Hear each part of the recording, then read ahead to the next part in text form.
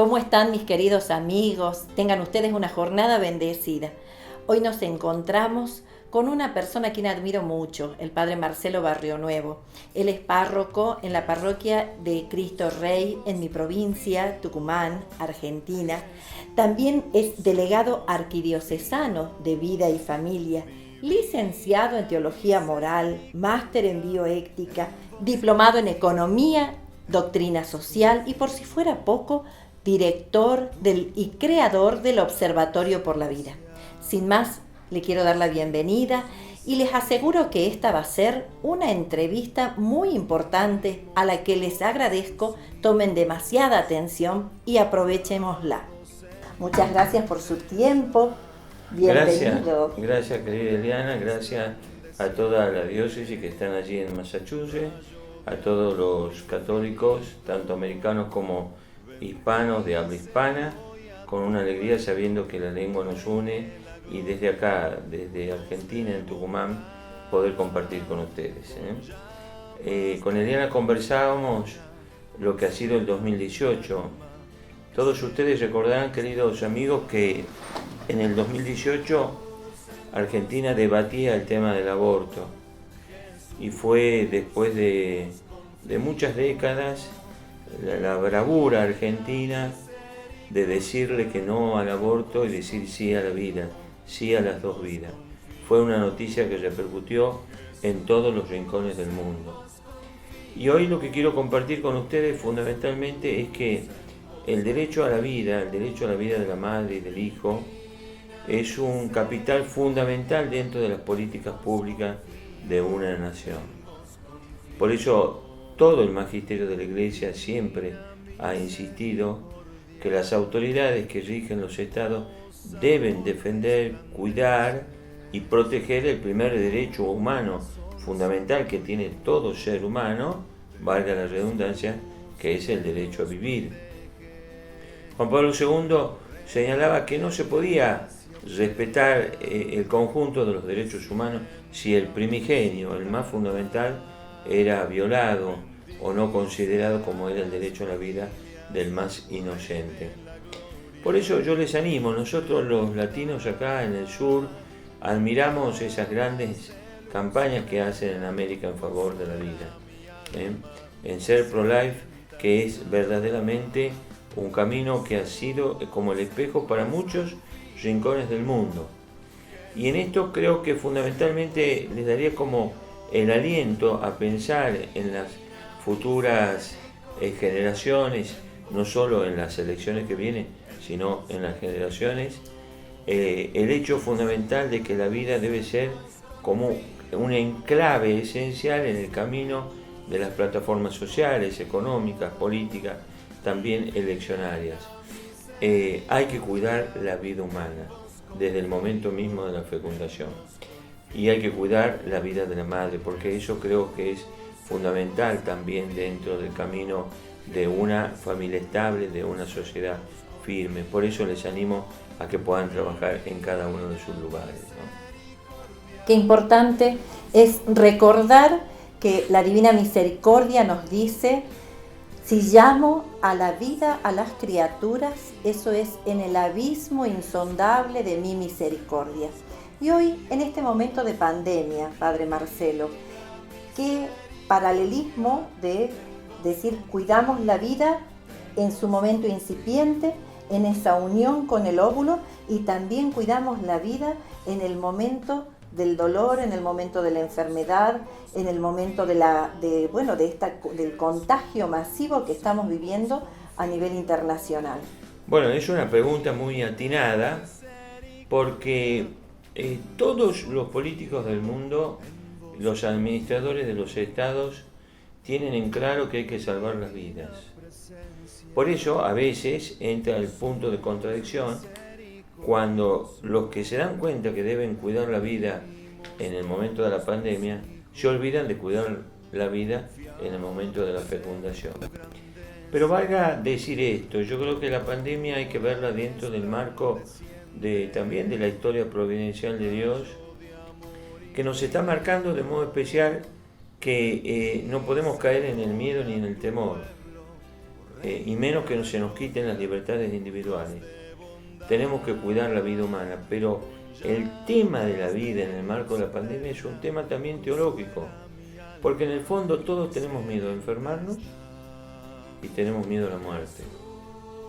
Cuando una sociedad es meramente materialista, hay horror al dolor, miedo a la enfermedad y pavor ante la muerte. En cambio, la perspectiva cristiana nos hace ver a nosotros que el camino del dolor fue el que eligió Jesucristo. El camino de la enfermedad constituye un camino también de salvación, de santificación, de purificación. Y para nosotros la muerte es un paso. Que muero porque no muero, decía Teresa de Jesús. Y tan alta vida espero que muero porque no muero. Nos da a entender que la vida no es el mero consumismo, que la vida tiene un horizonte más alto. La Divina Misericordia nos pone de manifiesto justamente eso, que Dios da su misericordia para perdonar nuestros pecados en orden a la vida de lo eterno. Seamos nosotros conscientes, queridos amigos, la vida es una realidad magnífica, bellísima, pero transitoria. Hemos nacido y en algún momento terminamos. No somos eternos, pero sí somos inmortales, porque nuestra vida espiritual va a seguir viviendo. De ahí la importancia de tener una dimensión de la vida temporal. Lo que dicen los éticos filosóficos, hay que buscar una vida buena, no una buena vida. La vida buena es la vida de virtudes, de gracia, de dones, de talento que Dios nos da, en orden a saber aceptar también aquello que Dios ha dispuesto en este marco de la historia. Los cristianos tenemos que hacer un gran apostolado del sentido de la vida en este tiempo de pandemia. No tener miedo y vivir la vida aún en medio de la pandemia con la libertad de los hijos de Dios. Queridos amigos, algún día me gustaría conocerlos personalmente, pero los tiempos nos obligan a estar virtualmente. Ustedes tienen en América un tiempo histórico que se define en noviembre, y ese tiempo es de mucha conciencia. Nosotros tenemos que seguir cuidando los valores fundamentales de la vida, de la familia, de la patria, de la identidad americana, en el caso de ustedes, en una suerte de hacer valer los valores tradicionales de toda la vida, la identidad de esos hogares firmes, donde se respeta la vida, donde se reza los domingos, donde se trabaja, donde hay un criterio de respetar el orden de la naturaleza que Dios nos ha dado. Sepamos muy bien que los católicos, los cristianos y los hombres de buena voluntad tenemos la obligación de defender y de elegir aquellos que van a cuidar el orden fundamental de las cosas de la sociedad. El mundo está como está por muchos desórdenes, formas y maneras en el que se han planteado la vida, la familia, la cosmovisión de la cultura, del pensamiento. Nosotros, los que queremos trabajar en un sentido la tradición cristiana, no retrasamos. Conservar las identidades y las verdades no es retrasar el mundo, es consolidar las verdades fundamentales para que perduren en el tiempo.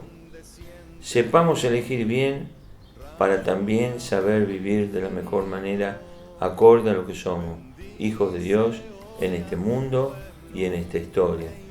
Una alegría de haber compartido con ustedes, Dios los bendiga, y ya algún día la providencia tal vez nos hará encontrar.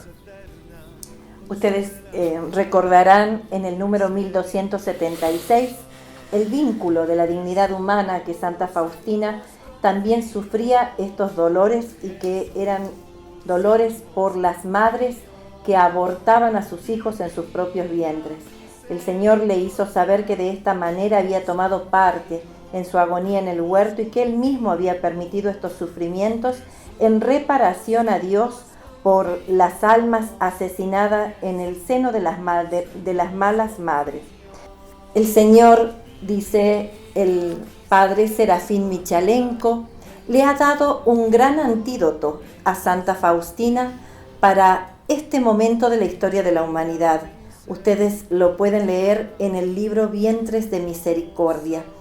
Nuestro querido padre Serafín quien hace muy poquito cumplió su flamante 90 años, el primer postulador de la causa y el principal traductor de los escritos de la hermana Faustina, nos habla de la coronilla a la Divina Misericordia.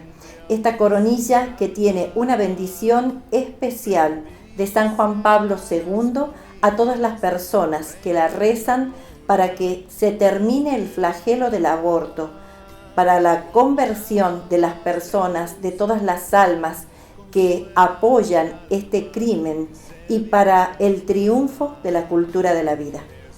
Que este momento, mis queridos hermanos, nos anime a tomar las herramientas de la Divina Misericordia, la confianza, la acción y ante todo la oración.